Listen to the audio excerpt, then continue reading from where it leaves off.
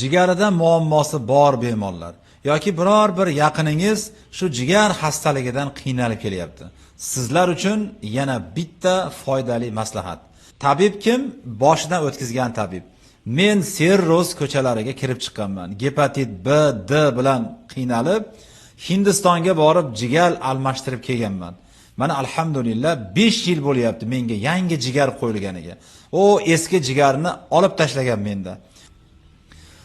Doim iste'mol qilinib kelayotgan non mahsuloti. Shunga ham e'tibor beringlar. Drojaga qilingan nonni aslo yemanglar. Sabab kasallarga aytaman-da. Drojadan voz kecha olmayapsizmi? Internetga kiring.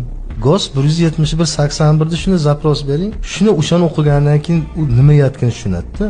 Bu o'sha GOS standart degani-ku. Agar o'shanda yozilgan bironta narsa qo'shilmasa, droja sotuvga chiqmaydi degan. Nemislar urushda yutqizgandan keyin nima degan bilasizmi? Biz urushda yutqizdik, lekin ular bir umrga yutqizdi, chunki ularni biz drojaga o'rgatib qo'ydik. Droja degan odam 50-60 yoshdan o'tmaydi.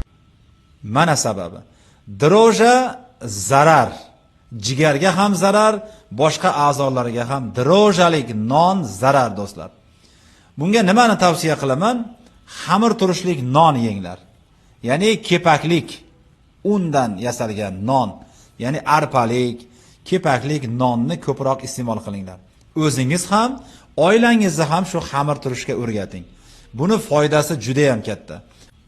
Yoshi katta onalarimizdan so'rasangiz, xamir turishlik nonni tarixini, buni tasnifini juda ham yaxshi bilishadi. Shunga ham e'tibor beringlar. Xamir turishlik non jigar uchun koni foyda. Hazmi ham yaxshi, semirtirib ham bormaydi. Drojaga qaraganda milliard marta katta foydasi bor.